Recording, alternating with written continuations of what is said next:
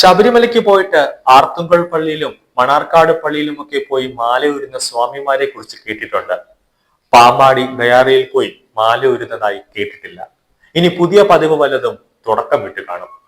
കാശുണ്ടെങ്കിൽ എന്തും ചെയ്യാൻ തയ്യാറായി നിൽക്കുന്ന മെത്രാൻ അച്ഛനാണോ ഇപ്പോൾ അവിടെയുള്ളത്? വിശ്വാസികൾക്ക് തെറ്റുപറ്റിയാൽ തിരുത്താനാണ് വൈദികരും തിരുമേനിമാരുമൊക്കെ എന്നാണ് സങ്കല്പം. പരസ്യമായി ഇരുമുടി കെട്ടുമേന്തി മല ചവിട്ടിയിട്ട് വന്നത് വിശ്വാസത്തിന്റെ പൂർത്തീകരണമാണോ?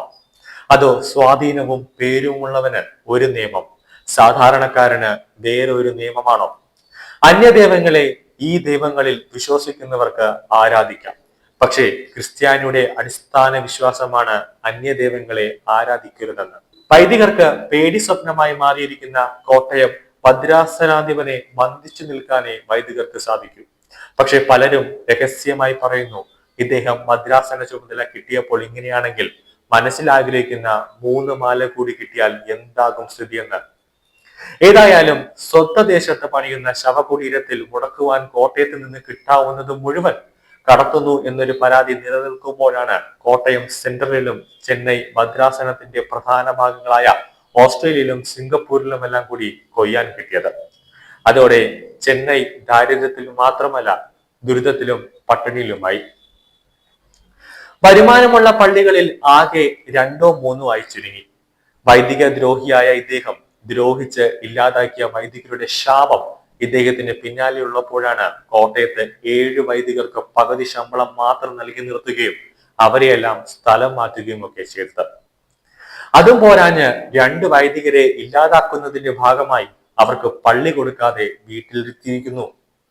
അകാലത്തിൽ അടങ്ങിയിരിക്കേണ്ട ഗതികേട് വലിച്ചു വയ്ക്കാതിരുന്നാൽ അവന് കൊള്ളാം. കാവ്യനീതി കാലം നടപ്പാക്കുമ്പോൾ പരിതപിച്ചിട്ട് കാര്യമുണ്ടാകില്ല. ഇപ്പോൾ ചുറ്റും കുറെ വാൽ നക്ഷത്രങ്ങൾ കൂടിയിട്ടുണ്ട്. എല്ലാം പറ്റിയ ചരക്കുകൾ. എല്ലാം കൂടി അഗാധഗർത്തത്തിലേക്ക് എന്ന് പതിപ്പിക്കുമെന്നാണ് മുൻകാല പരിചയമുള്ളവർ ചോദിക്കുന്നത്. കന്നു ചെന്നാൽ കണ്ണീർ കൂട്ടത്തിലല്ലേ ചേരൂ. അഴിമതിക്കാർ അഴിമതിക്കാരോട് ചേരുന്നത് സ്വാഭാവികം. ഇതുവരെ ഭദ്രാസന വീതം ഓരോ വർഷവും 6% വർദ്ധിപ്പിച്ചിരുന്നു. ഇത് കണ്ടെത്തി അടക്കേണ്ടത് പള്ളി കമ്മിറ്റിയുടെ ചുമതലയായിരുന്നുവെങ്കിൽ ഇനി മുതൽ വർധനയില്ല. പകരം വൈദികരും കുടുംബവും കൂടി പിച്ചച്ചട്ടിയുമായി തെണ്ടാനിറങ്ങി ഈ കാശ് കണ്ടെത്തണം. തെണ്ടി കിട്ടുന്ന കാശ് കൊണ്ട് തെണ്ടലിന്റെ കാര്യാലയത്തിൽ ഏൽപ്പിക്കണം. എങ്കിലേ വൈദികർക്ക് ഇൻക്രിമെന്റ് കിട്ടൂ.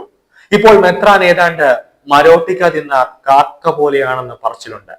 ഇപ്പോൾ പ്രോഗ്രാം തീരുമാനിക്കുന്നത് മരോട്ടിയാണെങ്കിൽ അതിന് സാധ്യത കൂടുതലാണ്. ഇദ്ദേഹത്തെ ഒന്ന് കത്തോലിക്ക ആക്കിയിട്ട് വേണം എനിക്കൊന്ന് വിലസാൻ എന്നാണ് മരോട്ടി മന്ത്രം. ഇതിനെല്ലാം ചൂട് പിടിക്കാൻ ദേവലോകവും. ആ കഥ അടുത്ത എപ്പിസോഡിൽ.